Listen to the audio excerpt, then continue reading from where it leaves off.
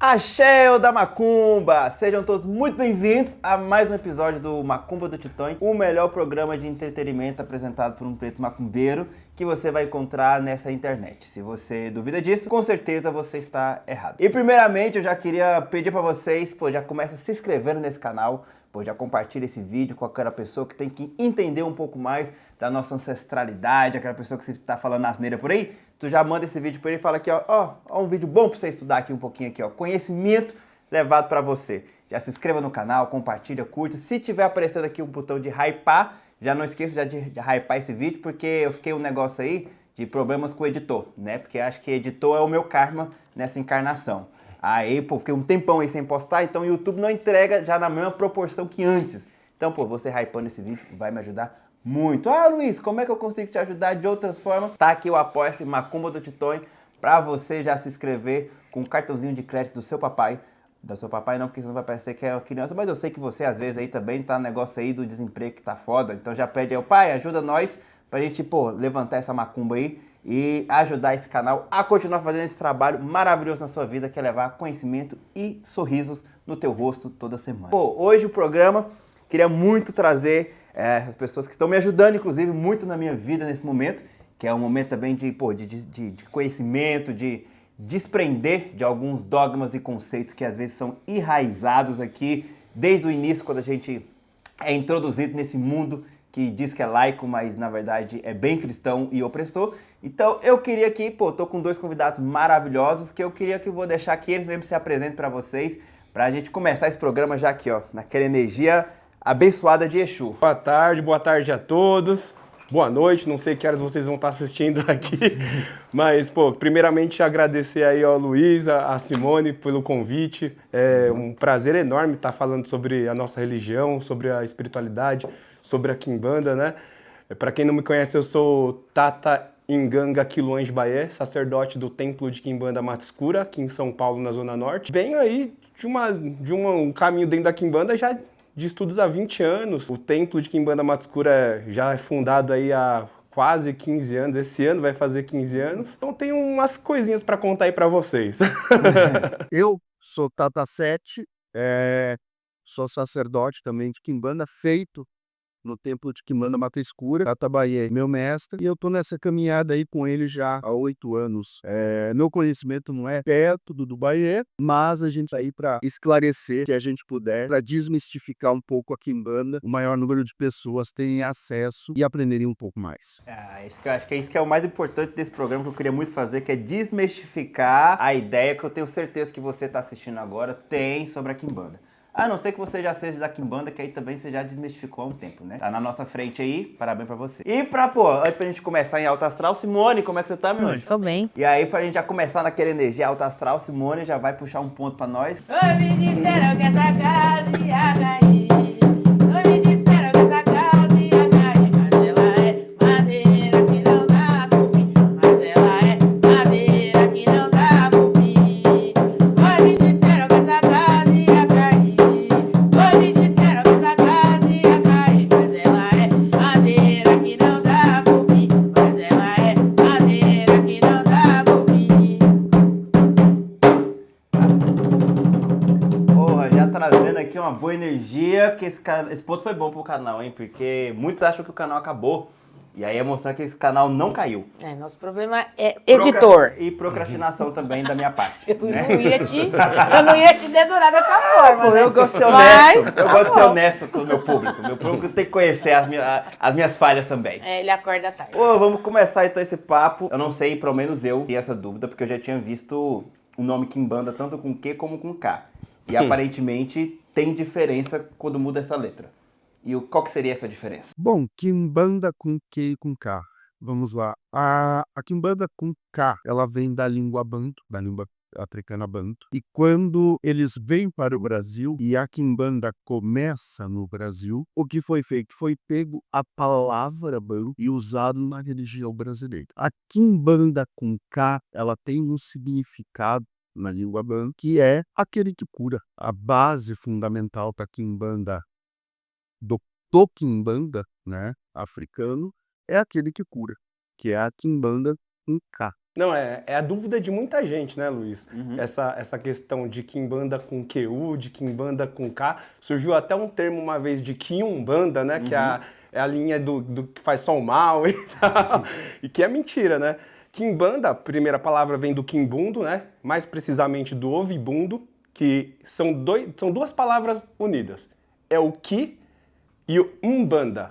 O ki como um prefixo de grande, de coisas grandiosas, e o umbanda de sacerdote de cura. Então grande cura, ou grande sacerdote de cura. Essa é a tradução do que, etimologicamente falando, a palavra se traduz. Quando chega aqui no Brasil, quando a gente fala que a quimbanda é brasileira, com QU, já brasileirada, a gente fala de um culto específico a Exu e Pombagira, onde os ícones são Exus e Pombagira. E para isso vem toda uma construção que a gente vai debater aqui, a gente vai explicar para o pessoal um pouquinho sobre a história dos primeiros assentamentos, né, de como que foi fundamentada essa situação. Mas toda essa fundamentação a gente tem aqui Brasil. Entenda uma coisa, ó, se a gente for parar assim para querer entender melhor a situação de como que se formou a quimbanda no Brasil, que acho que é a dúvida de todo mundo, né?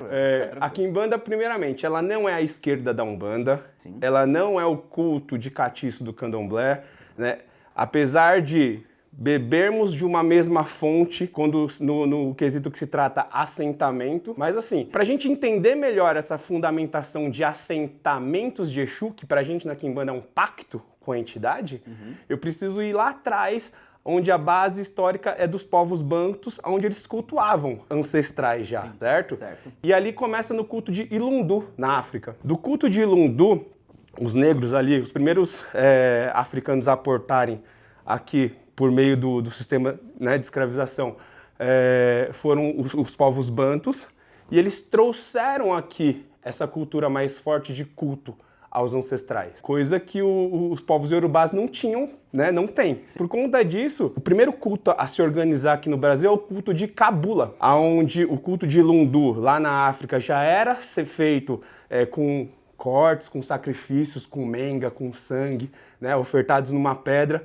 Quando chega aqui no Brasil, esse culto de Cabula já organizado para um culto ancestral, eles não tinham uma pedra fundamental para assentar. Então era feito tipo em potes de barro com algumas prendas, com algumas oferendas, né, ou com aquilo que simbolizava aquela força ancestral. Depois do culto de Cabula, aí entra o culto de Calundu de Angola, onde já se coloca-se uma pedra fundamental para assentar essas entidades, esses ancestrais. E aí no Calundu de Angola, né, que com o tempo ele chega até depois de um culto pós-Calundu de Angola, o culto de Milonga, que já é um aperfeiçoamento dos assentamentos, que é mais ou menos o que a gente consegue ver hoje em assentamentos de Exu e Pombagira. E depois chega no candombe, já com todos os apetrechos ali do culto iorubá, quando chegam os negros escravizados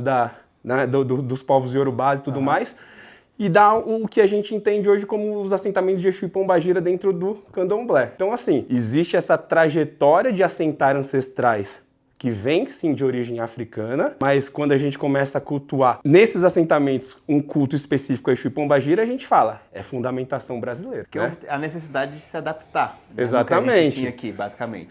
Exatamente. Tanto é que no Quilombo dos Palmares é onde nasce o primeiro Kunda. O que é Kunda? Kunda é assentamento. O primeiro Kunda nasce no Quilombo dos Palmares. E ali, nesse assentamento, onde se assentavam já naquela época, inquices, ou seja, forças da natureza e também ancestrais, começam a se assentar ali candombe de caboclo. Vinham entidades como caboclos indígenas, caboclos vaqueiros, e o povo que a gente conhece, comadre, compadre, o povo de Exu e Pombagira. A partir dali começa a se assentar essas energias, esses ancestrais, e dali acho que é o primeiro passo que a gente pode falar assim, é a origem de como se formou a quimbanda. Mas não esquecendo também, a quimbanda, por ser uma religião brasileira, ela tem também uma influência muito grande. A gente falar que a quimbanda é única e exclusivamente de raiz africana é um erro, porque a quimbanda nascida no Brasil, ela tem uma raiz de povos originários que também, quando os portugueses atracaram aqui, botaram a bota na areia da praia, eles já estavam aqui com os seus cultos às forças da natureza, à sua ancestralidade. E também muitos europeus que vieram ao Brasil também não eram cristãos, que praticavam a magia ibérica, que praticavam as magias antigas europeias. Então, houve um sincretismo entre essas três culturas religiosas. Então, pode-se dizer que hoje, dentro da quimbanda brasileira, existe raiz africana, raiz indígena e raiz europeia. Existem fundamentos e rituais que vêm dos povos originários e existem fundamentos que também vêm da magia europeia. O trabalho com ervas, com pós, vem muito da tradição dos povos originários. Existem rituais que vêm da magia europeia. Então, é uma mistura, é um caldeirão que se formou através dessas três culturas religiosas. Uma que eu acho que, para nós que somos da religião de matriz afro-indígena em geral, é muito comum falar isso, mas para quem está assistindo agora, se vocês pudessem implicar um pouco mais quando a gente fala sobre ancestralidade. O que seria a nossa ancestralidade? Então, ancestrais, né? Existem, acho que, duas vias de ancestralidade. Ancestrais, por exemplo, eu hoje como um quimbanda, certo? Como um tata nganga. Existe a minha ancestralidade familiar, que são aqueles que precisaram existir para eu, Sérgio, existir hoje, certo? E existe os meus ancestrais Exus e Pombagiras, toda aquela linhagem que compõe entidades dentro da quimbanda, que são meus ancestrais que vieram antes de mim e que faziam também, de certa forma, magia e feitiçaria, hoje muito mais próxima do que a gente chama de quimbanda, né? Então são duas vias de entendimento sobre essa questão ancestral. O que as pessoas mais confundem é assim, né, Luiz? Então quer dizer que o meu avô, ele pode ter sido o meu Exu hoje? Olha, pro seu avô ser seu Exu hoje, ele tinha que ser um grande feiticeiro aqui na Terra, certo? Um grande feiticeiro aqui na Terra, e ele tinha que ter feito uma história assim, a ponto de ascensionar o seu espírito e burlar a lei de reencarnação, que é isso que nós quimbandeiros acreditamos. Esse é o processo da via evolutiva. Estamos aqui num processo, o quimbandeiro está num processo de exunização, a ponto de angariar conhecimento, porque o conhecimento é ancorado aqui na Terra, não é no plano espiritual. Então, ancoramos o conhecimento o máximo que a gente puder aqui em Terra, para quando a gente passar dessa para melhor, eu ter força espiritual suficiente para burlar a lei de reencarne, me tornar Exu ou Pombagira. E quando a gente fala de ancestralidade espiritual, todo mundo fala, é seu ancestral sangue? Não. A gente tem nossa ancestralidade de sangue, né? Como o Bahia falou. Os nossos Exus e Pombagira são nossos ancestrais espirituais. De que forma? Vibramos de uma energia espiritual similar. A minha energia espiritual de alma vibra numa energia espiritual similar ao do meu Exu, a da minha Pombagira. Isso faz com que nós tenhamos uma linhagem espiritual, uma ancestralidade espiritual. E a partir do momento que começa a haver a troca, como o culto àquela determinada alma, aquele determinado humor, começa a haver a troca de energia. Aí que há a aproximação do Exu e da Pombagira. Que sem o culto, sem a troca, não existe Exu Pombagira que vai te acompanhar. Então tem que haver essa troca de energia. E isso faz com que eles se aproximem da gente, e aí sim a gente assenta, a gente patua, e aí é para a vida toda. Veio até uma dúvida aqui, né, sobre a ancestralidade, sobre esses espíritos Exus Pombagiras, da quimbanda e tudo mais. Porque essa dúvida, acho que para quem é um bandista ou outra religião, talvez possa ter surgido. Por exemplo, eu sou médio de Umbanda. O meu Exu de Umbanda seria o mesmo do Exu de quimbanda se eu me iniciasse? Ou tem divergência? Ou é só tipo, na Umbanda ele desce de acordo com a doutrina daquela casa. Se ele for para quimbanda, ele desce mais visceral. Como que funcionaria isso? Essa é a dúvida da maior parte realmente dos umbandistas, né? Se eu for para quimbanda, o meu Exu é o mesmo da Umbanda? Isso daí depende muito, né? Vocês precisam entender o quê? Existem categorias de espíritos diferentes, até mesmo dentro do contexto Exu e Pombagira, seja Umbanda, seja quimbanda. Então, por exemplo, se você pegar nós da quimbanda, a gente não acredita que a gente está recebendo um mestre Exu ou uma mestra Pombagira que está num processo de evolução, certo? Ou purgando um karma, fazendo trabalhos caritativos ou algo do tipo. Não acreditamos nisso. A gente acredita que Exu e Pombagira são mestres já evoluídos e quem precisa de evolução somos nós. Porque pra gente não faz Desculpa te interromper, mas eu acho que é um contexto muito mais lógico. Sim, acreditar que nós, seres humanos, precisamos de evoluir, não espíritos que têm Exatamente. conhecimento do universo do lado deles. Exatamente. E é isso que você vê, não vou generalizar, logicamente, mas a grande maioria da Umbanda, ela prega que Exu tá num caminho evolutivo, que ele tá fazendo caridade para se tornar um preto velho, um caboclo, algo do tipo. É muito comum, até hoje, por incrível que pareça, você ouvir isso. É uma divisão Rubens Saraceni, né? Infelizmente é. Teremos vídeos sobre Rubens Saraceni. Então, assim, dentro do contexto de Quimbanda, a gente entende que eles são mestres. Dentro da Umbanda, existem espíritos nessa mesma categoria? Lógico que existe. E esses espíritos pisam na Quimbanda? Com toda certeza. Porque tem força espiritual, tem conhecimento para isso, sabe? Não está sujeito a nenhum tipo de força regente sobre eles, né? Por exemplo, não está regido por um orixá, não está regido por um caboclo, não tá regido por um preto velho. Exu é o ícone, ponto. E dentro da Umbanda existem espíritos que se manifestam assim também. Então, isso aí é muito relevante, sabe? É muito variado essa situação. Então, existem espíritos na Umbanda que pisam na Quimbanda, mas uma coisa eu te garanto, o espírito da Quimbanda dificilmente vai pisar na Umbanda, se sujeitando a ser submisso a uma outra força. Pra gente até, pô, antes de vir a próxima pergunta, queria, Simone, pedir pra você que puxe um ponto então, de Exu, que a gente tá falando tanto de Exu. Já vamos, pô, dar essa louvada a ele aí. Ainda não era meia-noite quando o malvado chegou, vestido de capa preta, dizendo que era doutor. Ainda não era meia-noite quando o malvado chegou, vestido de capa preta, dizendo que era doutor. Mas ele é Exu, dizendo que era doutor. Ele é Exu, dizendo que era doutor. Ainda não era meia-noite quando o malvado chegou, vestido de capa preta, dizendo que era doutor. Ainda não era meia-noite quando o malvado chegou, vestido de capa preta, dizendo que era doutor. Mas ele é Exu, dizendo que era doutor. Ele é Exu, dizendo que era doutor. Mas ele é Exu, dizendo que era doutor. Ele é Exu, dizendo que era doutor. Aroê. Eu tive a oportunidade de estar, né, na casa do Tata e quando, acho que, tipo, diferente da Umbanda, que não se fala muito sobre, vocês têm, tipo, falam muito sobre o maioral. Dentro da Quimbanda, qual é a representatividade do maioral dentro da Quimbanda? Maioral é um título, né? Maioral é um totem que não pode ser definido como masculino, como feminino. É uma força que provém de todas essas almas, de todos esses mortos, e que rege toda essa organização da Quimbanda. Maioral, para nós, não vou te falar um deus, mas é uma força que rege, né?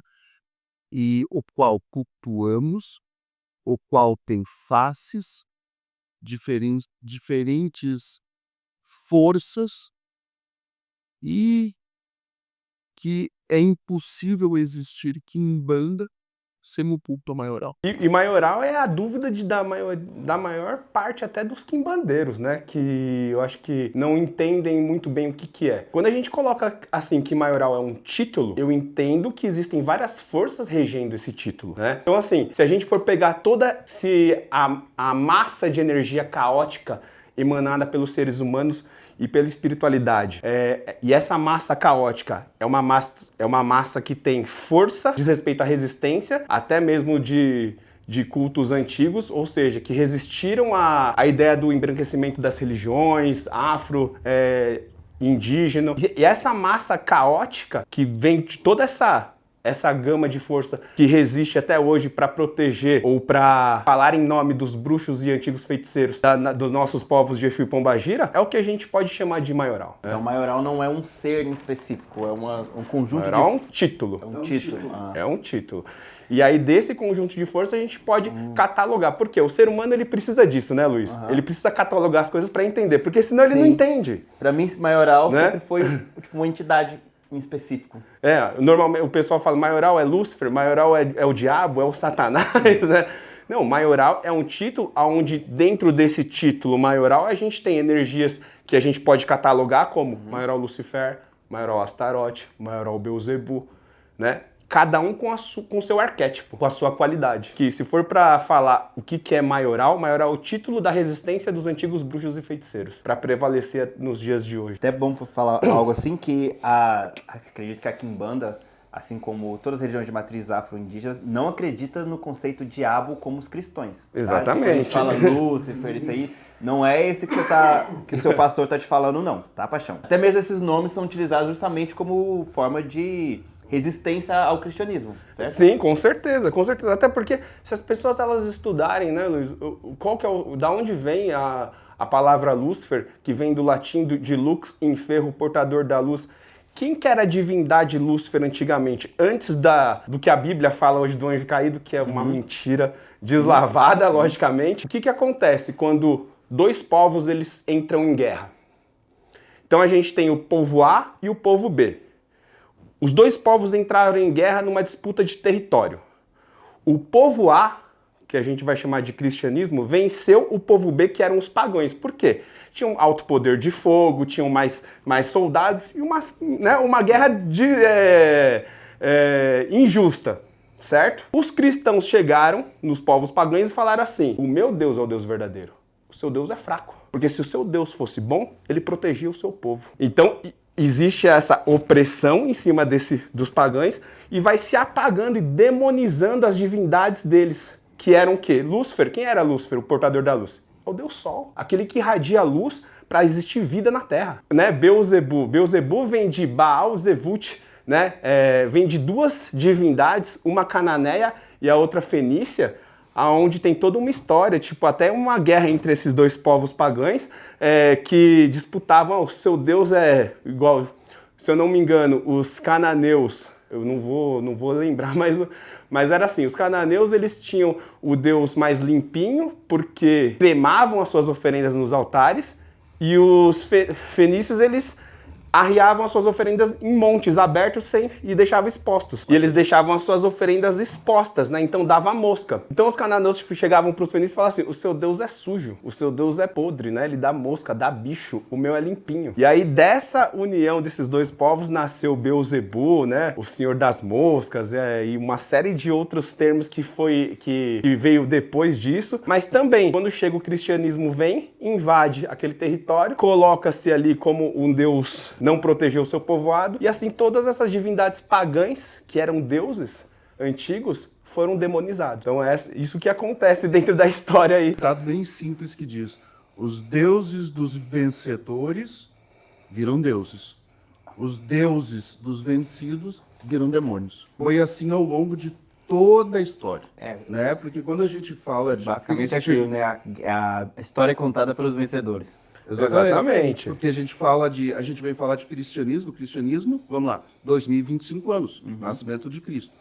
Mas e toda a história religiosa da humanidade antes disso? A gente fala de 30, 40 mil anos antes de Cristo, de registros de religiões pagãs. Cadê todos esses deuses?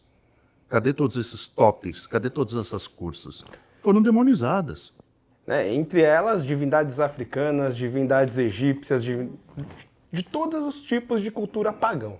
Que é inclusive o que eu falo no meu vídeo sobre por que não existe Umbanda e Candomblé na África. Justamente sobre essa invasão cristã que subjugou aquele povo e cometeu o racismo epistemológico, fazendo com que aquelas religiões ali fossem apagadas, e hoje em dia por isso que a maioria da parte da África é cristã ou muçulmana. Exatamente. Inclusive, Umbanda, né? Umbanda era um tipo de religião autóctone na África, tá? Já existia isso lá. A palavra Umbanda, com M muda, Umbanda, né, que quer dizer cura. Sim. Isso já existia dentro ali dos povos bantus, um culto a Umbanda, que era o sacerdote de cura, que era um culto autóctone lá na África. Sim. E aí o pessoal fala que nasceu aqui do Zélio, nasceu daqui. Tata puxou esse gancho, também fiz um vídeo falando Zélio não criou a Umbanda. Se você ainda não assistiu, vai lá, porque esse é bom. Umbanda é muito uma religião ritualística, né? Sim. Quais seriam assim, os elementos mais comuns, que você pode dizer, obviamente, sem quebrar nenhum fundamento, para que essa religião aconteça? Eu acho que a base da quimbanda é a meia, que a gente chama, né?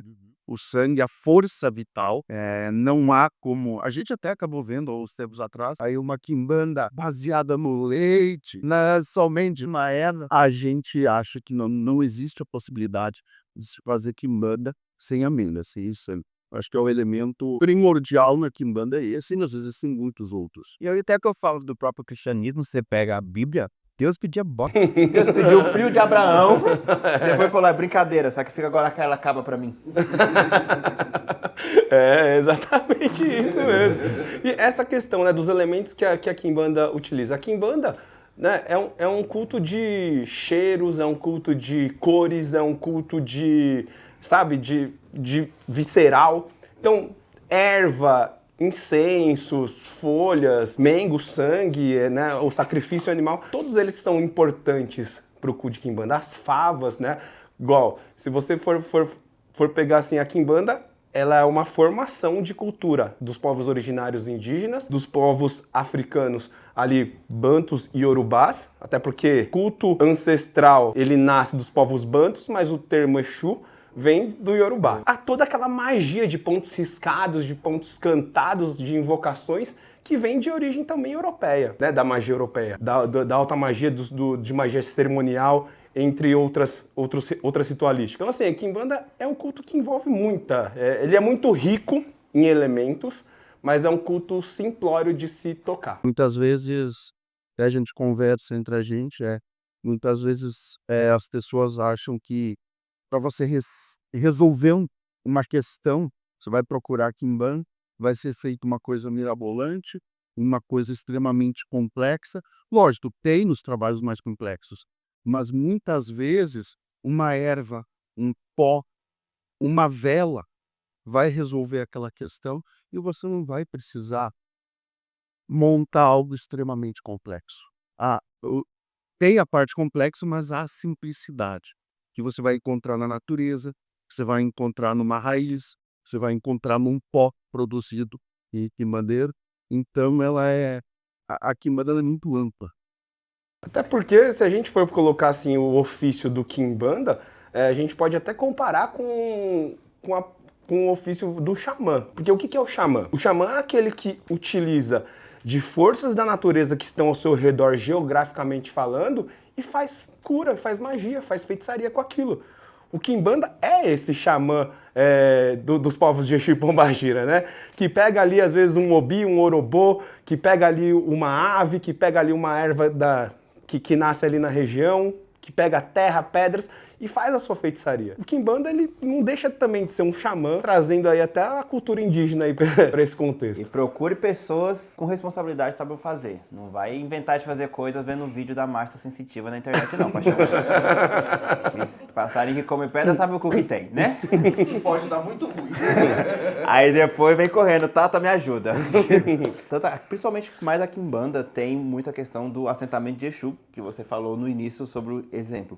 E qual que é a importância desse assentamento para um quimbandeiro? Para o quimbanda, Rafa pode falar, né? Tudo.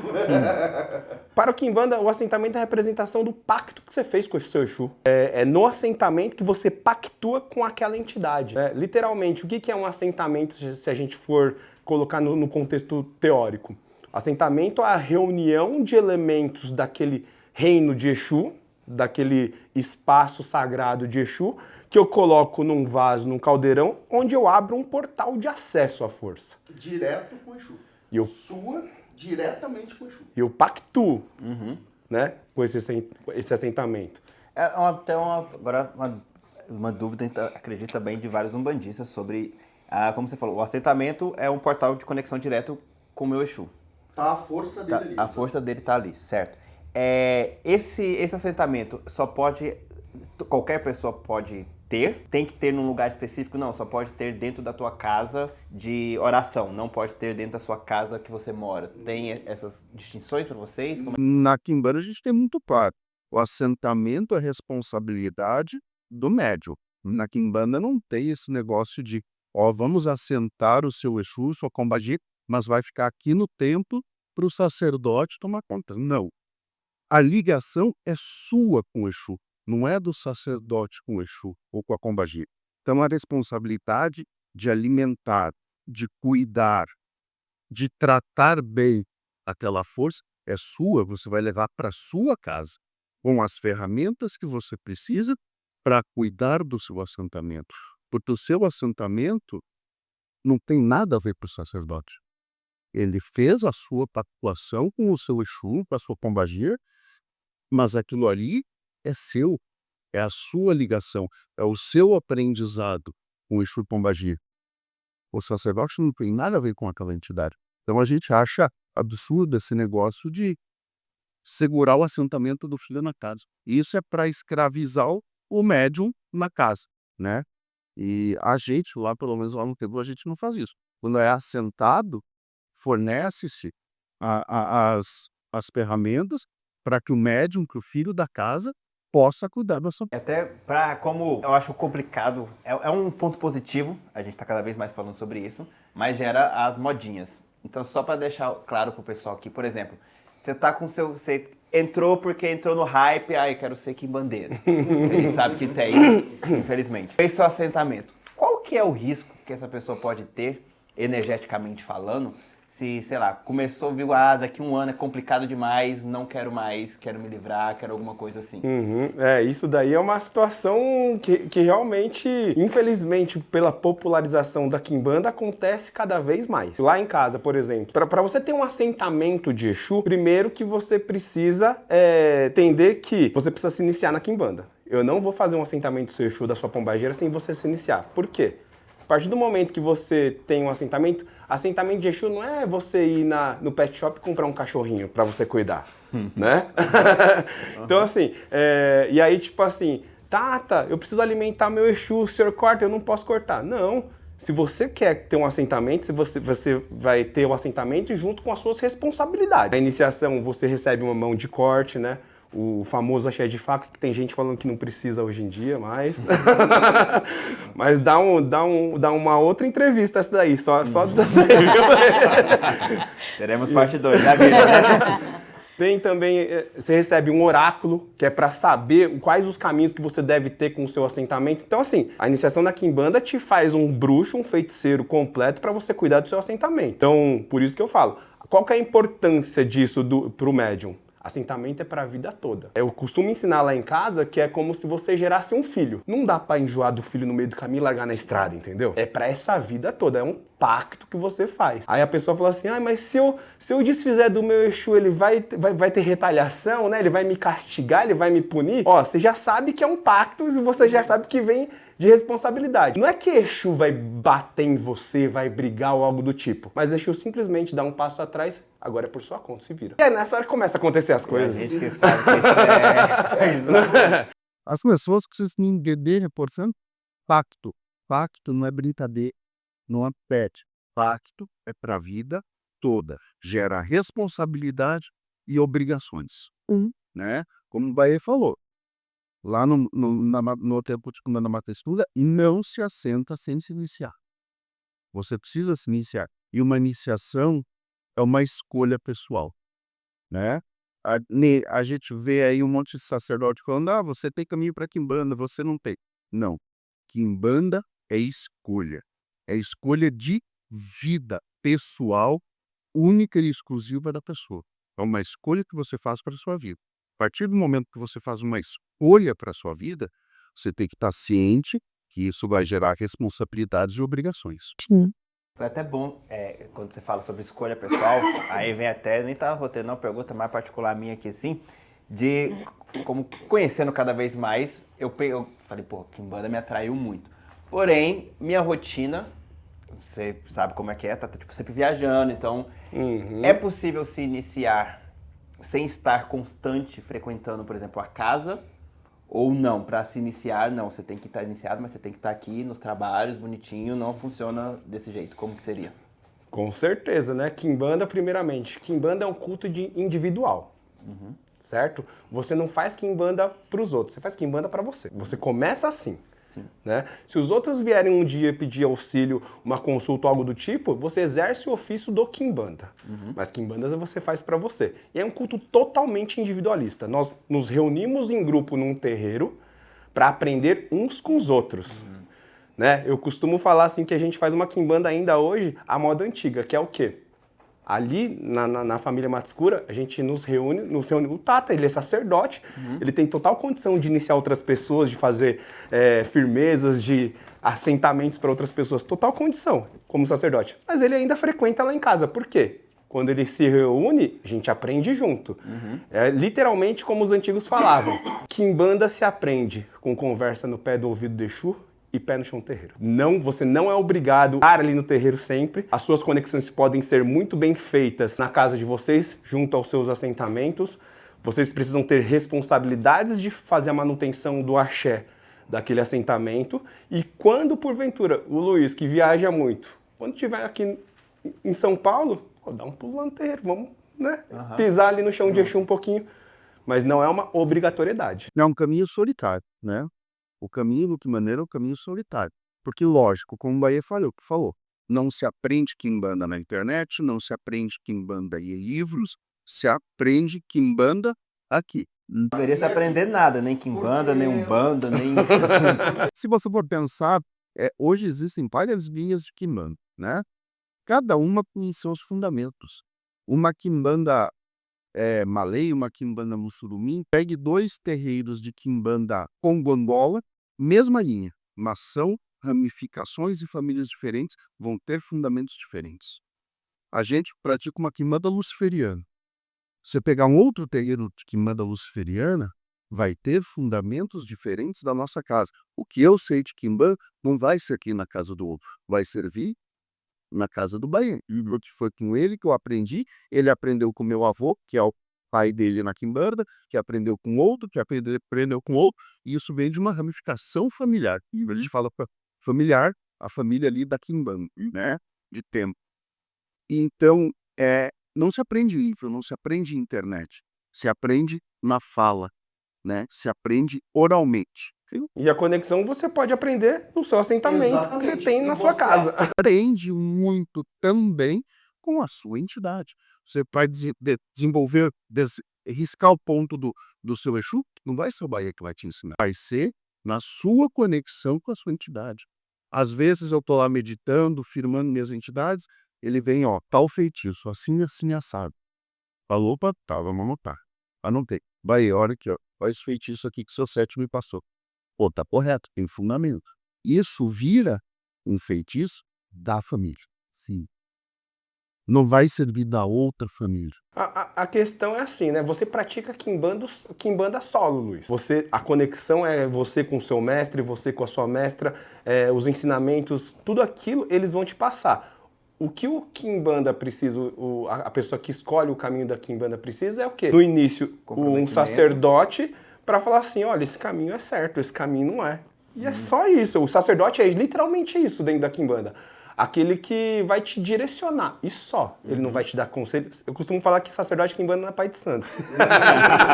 Não adianta vir chorar no ombro, não adianta. Sei, né? como é que é. Quando apoiar do sacerdote do que do Exu. Quando o negócio tá, eu já mando padrinho, tá ruim aqui, o que eu faço? Isso mesmo.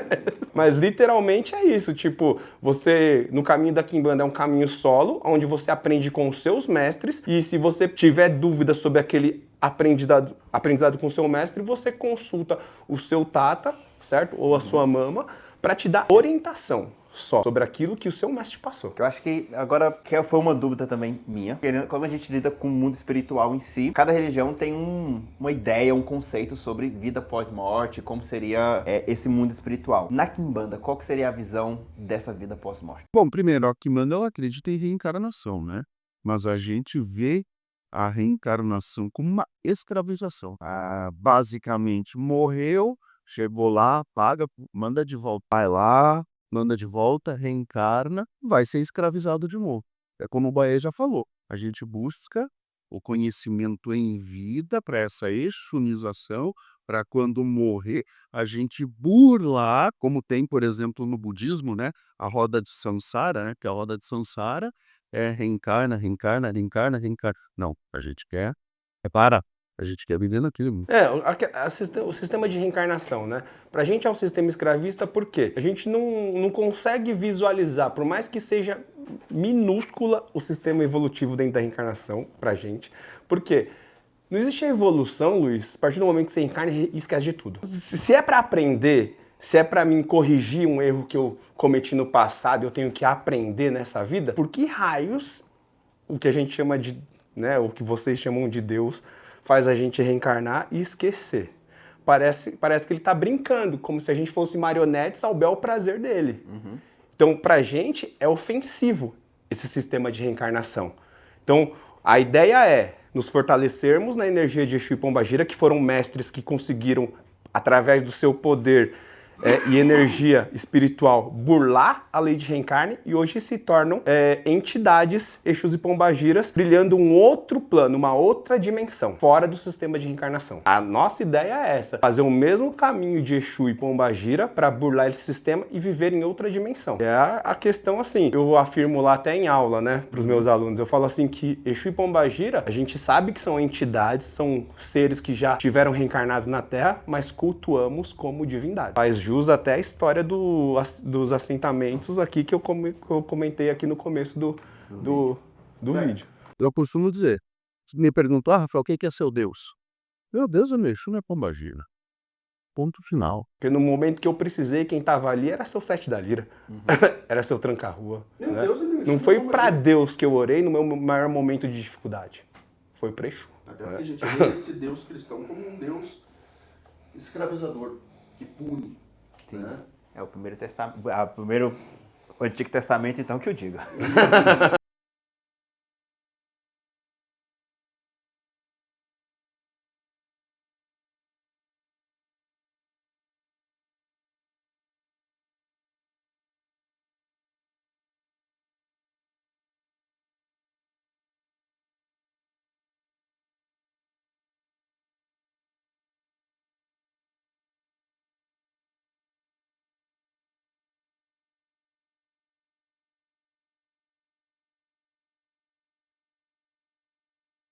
Essa ideologia.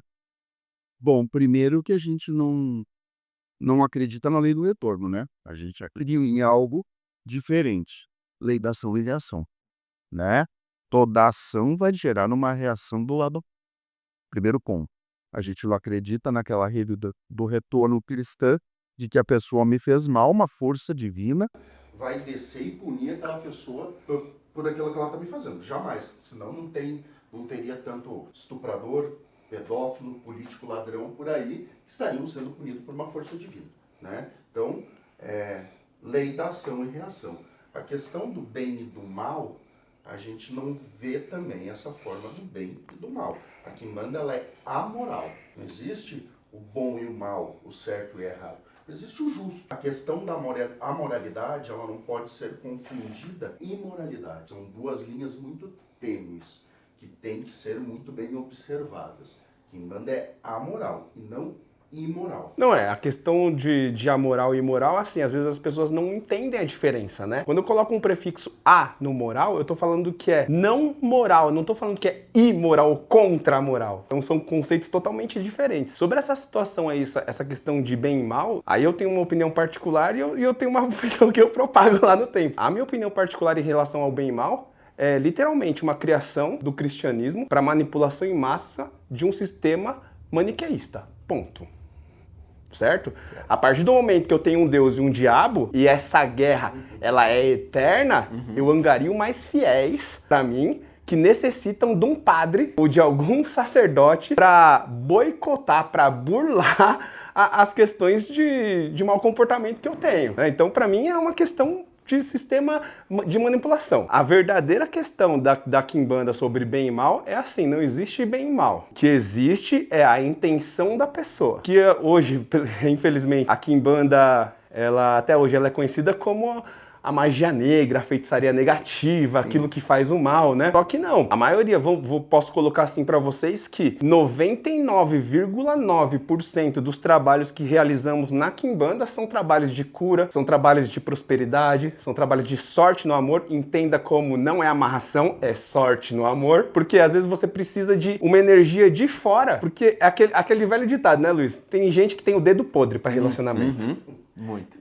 E quando a gente fala de sorte, não é que Exu vai te trazer sorte, mas ele vai mudar, curar travas internas que às vezes você tá em deficiência e por isso que você tem o dedo podre. E a partir dali, dessa cura, você começa a ter uma assertividade. Isso que pra gente é sorte no amor. É uma ciência. Então, assim, todas essas questões de bem e mal, ela é muito relativa. Por exemplo, às vezes o que eu faço de bom, eu costumo dar esse exemplo em aula. Eu falo assim, vocês estão num processo seletivo para um emprego do sonho de vocês. E são 1000 candidatos. E aí na final ficou você e mais o seu concorrente. Você é macumbeiro, o concorrente é crente. E você fez a macumba para ganhar do seu concorrente. Para você é um bem, pro concorrente é um mal. E ele tá rezando com o pastor pra ganhar de você, que pra você é um mal e pra ele é um bem. Exatamente. Então, sabe, é muito relativo isso. É ponto de vista. É ponto de quem tá de um lado e quem tá do outro. Né? Mas para mim é um sistema de manipulação criado aí pela igreja para justamente angariar os fiéis deles. Voltando um pouquinho ao assunto que o Bahia falou, que todo mundo tem a visão de que a Quimbanda faz o mal, faz o mal, faz o mal. Eu tenho um exemplo, lógico, não vou citar nomes, mas ele me passou um trabalho de cura de saúde mesmo, que eu precisava fazer para uma cliente minha, e o que ninguém sabe é o depois disso. Eu sou sacerdote, eu tenho minhas proteções, tenho meu assentamento. Eu fiz o trabalho de cura e depois do trabalho de cura, passei 2 semanas de cama, segurando a energia da cura que eu fiz para cliente. Isso ninguém sabe. Todo mundo acha, o quimbandeiro vai lá, ele faz a magia elétrica, ele destrói um amiguinho, ele faz a amarração. Não, não é assim. Passei 2 semanas de cama segurando a energia e tomando banho e limpando casa. Para quê? Para me libertar daquela energia, querendo ou não, o sacerdote, o quimbandeiro vai absorver, e era para uma energia de Deus, né? Sim. Então, isso ninguém sabe. Todo mundo só vê o lado da quimbanda. Que a quimbanda é cara. Porque a quimbanda faz a amarração. Sim, e sabe quando você vai gastar depois com você mesmo. Exatamente. Ora, dizer isso que ninguém conta. Amarração não é um trabalho positivo, amarração é um trabalho totalmente negativo. Totalmente negativo. Primeiro, fere o livre-arbítrio, ponto. Exatamente. Ponto. Certo? A partir do momento que você faz um trabalho que fere o livre-arbítrio da outra pessoa, é negativo. Não, sabe? Você tirou a opinião daquela pessoa e você induziu a um outro ponto de vista. Trabalho negativo. O que a gente fala lá de trabalho positivo, o oposto de um trabalho de amarração é o trabalho de adoçamento, que muita gente confunde com amarração. Sim, exatamente. O adoçamento é o quê? Eu pego assim um casal que vive brigando. Hoje eles só enxergam o lado negro um do outro. Por quê? Já se acostumaram, a rotina, né, a convivência. Isso vai drenando os laços energéticos do amor ali entre o casal. O adoçamento, ele coloca de volta num eixo positivo de relacionamento, onde o casal começa a enxergar um ao outro as coisas positivas e não mais só negativas. Então, isso pra mim é um trabalho positivo. Sim. Quando a gente fala, vamos adoçar esse casal, porque tá brigando muito, porque tá devolvendo a harmonia, né, para aquele que... Exatamente. O treinamento da Quimbanda é uma cura.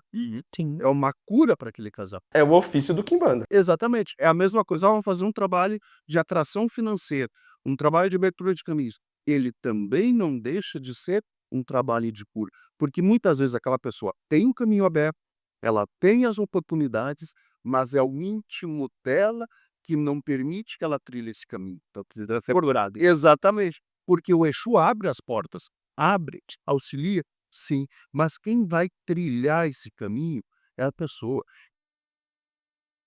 Movimento, é objetivo, é foco. Então, muitas vezes, você vai fazer um trabalho financeiro para a pessoa, na verdade, você está curando aquela pessoa para que ela possa trilhar esse caminho que está aberto para ela. Hoje é muita gente, Luiz, que você percebe fazendo trabalho de adoçamento falando que é amarração. Sim. Entendeu? Ah, mas Porque aqui, não. ó, Exatamente, só visa porque ganhar dinheiro, a né? amarração se cobra mais por isso, né? Porque quem sabe fazer são pouquíssimos os feiticeiros e sacerdotes que sabem fazer um verdadeiro trabalho de amarração. Ele sabe depois o que ele vai ter que enfrentar. A maioria só sabe entregar o padê doce e adoçar ali as coisas, e não, né?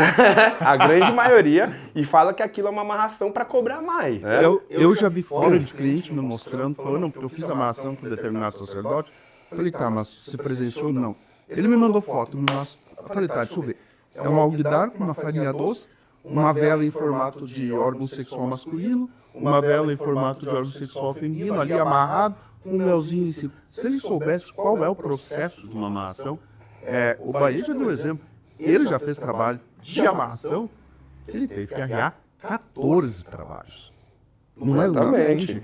É um processo, às vezes de 6 meses, para uma amarração ter ser feita. Trabalho de amarração é um conjunto de trabalho. Então, assim, por que eu falo que a partir do momento que você fere o livre-arbítrio é um trabalho negativo? Existe né, dentro do trabalho de amarração, desse processo de conjunto de trabalho, existe um processo que a gente bate na questão do livre-arbítrio da pessoa. Então, é um trabalho negativo, é um trabalho destrutivo. E tem gente que ainda fantasia, principalmente o pessoal que está chegando agora na Umbanda, que está chegando agora na Quimbanda, acha que o trabalho de amarração é para você encontrar a alma gêmea, né? A tampa da panela. E não é bem por aí. Era mais fácil se fosse amarração assim, né? Você pegar e falava, ó, a foto da pessoa é essa aqui. Amarra ela no poste ali pra mim, eu passo lá, pego e levo embora. Era mais fácil fazer a amarração assim, né? Com certeza. Amarrava a pessoa que ela queria em algum lugar e falava, vai lá buscar, meu amor, tá lá.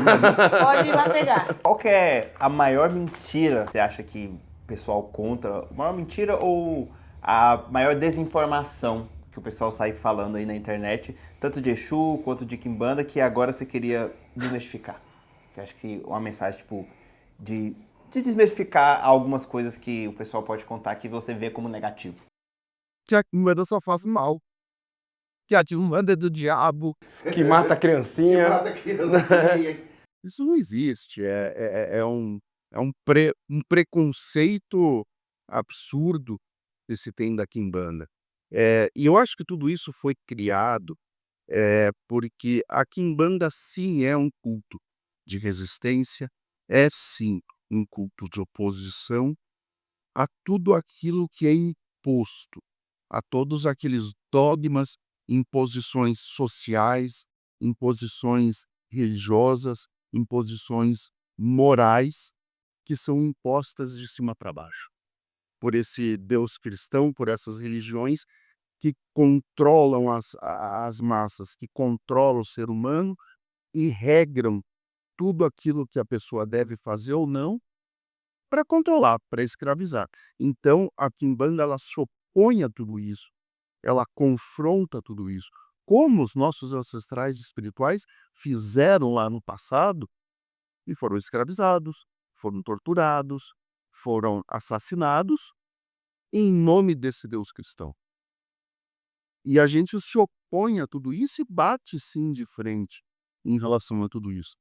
Então, para 95% da população, nós somos do diabo, nós somos do demônio, nós só fazemos o mal. Por quê? Porque a gente confronta justamente aquilo que todo mundo acredita.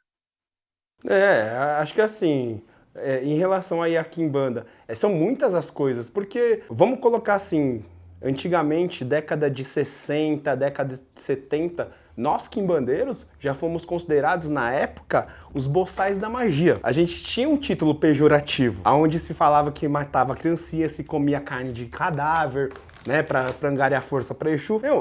E aí quando a gente fala sobre essas situações, você fala assim pra mim, pô, Tata, mas eu ouvi falar que existia. Assim como na Umbanda existem aqueles sacerdotes que fazem um monte de atrapalhada. Assim como na igreja existem padres que fazem um monte de besteira. A Quimbanda também existia sacerdotes que fazia besteira e Se hoje você fala assim pra mim, Tata, pra trazer poder pro seu Exu, você tem que comer uma carne de defunto. Mas jamais, pô. Né? Mas jamais, não sou besta.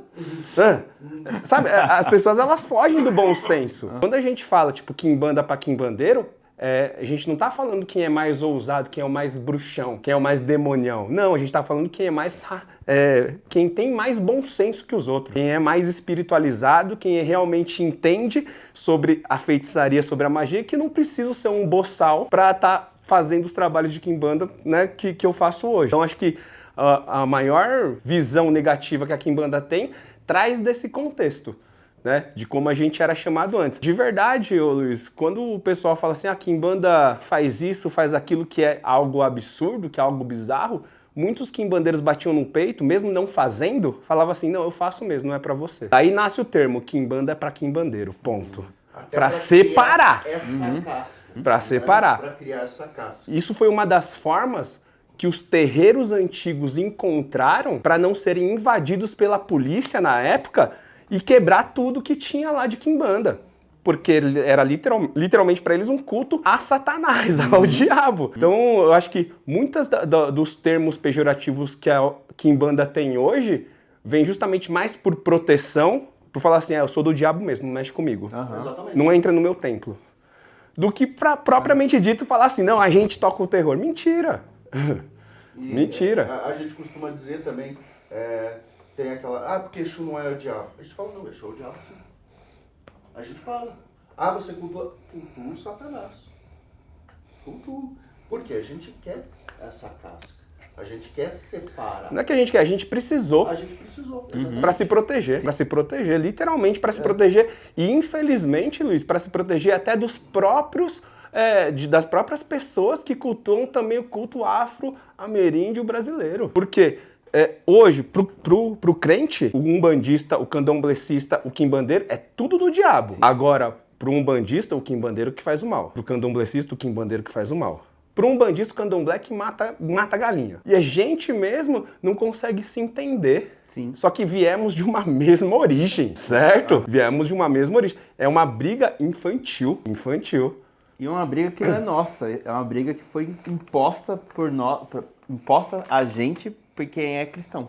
Exatamente, com os valores cristãos em cima. Pra gente finalizar, então, um vídeo de muito conhecimento, que eu falei muito pouco, porque eu não sou idiota, eu trouxe esse pra aprender também. Né? Sou besta, não sou idiota. Então, pra gente finalizar, eu queria falar pra vocês falarem aqui para as pessoas que estão vendo, quem se interessou, né, quem está se interessando ou quem se interessou depois desse vídeo pela quimbanda, qual seria o primeiro passo, o que precisa saber antes, né, de se envolver com a quimbanda, e também para você passar as redes sociais de vocês e do templo, para se alguém quiser entrar em contato, me interessei, queria saber mais, agora o canal é total de vocês. Eu acho que, como eu falei antes, quimbanda é escolha, você precisa sentir dentro de você que é aquilo que você realmente quer para a sua vida. Um sacerdote não pode te dizer se você tem caminho ou não na quimbanda. O que a gente dá uma, digamos, filtrada, né, é o seu caminho na família, né, para ver se aquela pessoa não vai trazer problema para a família, se ela vai guardar os segredos, os fundamentos. Então, vocês podem visitar o templo de Quimbanda Matheus Coxo, mas para passar a fazer parte da família, eu recomendo passar por um jogo de búzios, com o Baie, comigo ou com qualquer outro sacerdote do templo, para a gente te conhecer melhor, para a gente ver suas intenções e ver se é aquilo, o templo tem a te oferecer aquilo que você busca e você tem a oferecer aquilo que a gente busca num irmão, né? Porque nós somos uma família, literalmente, né? A gente costuma dizer, onde o sangue de um irmão, onde o meu sangue pinga, onde o sangue do meu irmão pinga, o meu imposto, né? Então, nós somos uma família. Então, é bom passar por um oráculo aí, por um oráculo de Exu com um dos sacerdotes. Eu sou meio avesso às redes sociais, gosto pouquíssimo, mas eu tenho lá meu Instagram, o @quimbanda.tata.se. Vai estar aparecendo aqui na tela, porque eu sei que você é lerdo e não pegou. Para quem quiser, né, saber os caminhos dentro da quimbanda, se tem caminho ou não, primeiro passo é abrir um oráculo, né, de ossos, de Exu e Pombagira. E a minha rede social, para quem quiser me achar, é @tata.inganga.quiloange.baie. Né? Essa você vai precisar, acho que, escrever pro pessoal. E mais fácil ainda para vocês me acharem através do templo, que tá como Templo de Quimbanda Matscura. Ali também é só me procurar por ali que eu consigo atender vocês. Mas se você ainda não conseguiu pegar, Titonho tá aqui para facilitar a tua vida. Vai estar escrito aqui lá na descrição, só você ir lá clicar com o seu celularzinho que você vai conseguir aí o contato aqui de todos para você ir lá e aprender ainda mais e não continuar falando besteira pela internet, né? E muito importante também que você me siga nas minhas redes sociais, tá? Aqui, ó, @LuizTitonho. Tô postando vídeo lá no Instagram direto. E eu sei que tem muita gente que tá assistindo esse canal e às vezes não é inscrito. Então já se inscreva aqui no Macumba do Titonho. Já clica no sininho para você não perder nenhum vídeo, nenhum conteúdo. Que, pô, pra você não tá pagando nada por esse ensinamento que a gente tá trazendo aqui. E tá me ajudando muito a levar conhecimento para você, que eu tenho certeza que tá muito precisando, pra gente conseguir ter um direcionamento melhor na nossa vida, né? Então, se inscreva aqui no @Macumba do Titonho, programa de entretenimento apresentado por um preto macumbeiro. Pô, eu queria muito agradecer aqui a presença de vocês. Foi porque eu não sou idiota, eu trouxe também pra me aprender também, né? Porque você acha que eu vou trazer para não pegar conhecimento também? É lógico que eu trouxe com um propósito também de aprender. E eu espero que você aí de casa também tenha aprendido um pouco mais sobre a quimbanda, com quimbandeiros de fato, né? Em vez de você ficar aí procurando coisa na internet e vendo coisas que às vezes você nem sabe do que se trata, né? Pô, de verdade, muito obrigado aqui a presença de vocês. Eu Vocês que terem vindo. agradeço. Pô, foi Luiz, Simone, foi maravilhoso. Uma grande aula aqui pra gente, Obrigado né? pela oportunidade. E pra gente finalizar, né, pô, que pra quem não sabe aí, a câmera parou de gravar, então a gente tá só repetindo esse final. Simone geralmente finaliza com ponto, mas agora vai ser diferente, já vai tocar e os tatas vão cantar pra gente um ponto de quimbanda. Vamos lá. Aqui, ó. E já tá ensaiado agora, hein? É assim, ó. Todo mundo tem um Deus, mas acende vela preta. Todo mundo tem um Deus, mas acende vela preta. Você reza pro seu Deus, mas dá sua vela é pro capeta. Você reza pro seu Deus, dá sua vela é pro capeta. Todo mundo tem um Deus, mas acende vela preta. Todo mundo tem um Deus, mas acende vela preta. Você reza pro seu Deus, mas dá sua vela é pro capeta. Você reza pro seu Deus, mas dá sua vela é pro capeta. Salve a quimbanda. E esse vídeo é pros crentes que eu sei que vai acender vela preta pra conseguir macumba. E tem bastante, viu, Luiz? Tem bastante.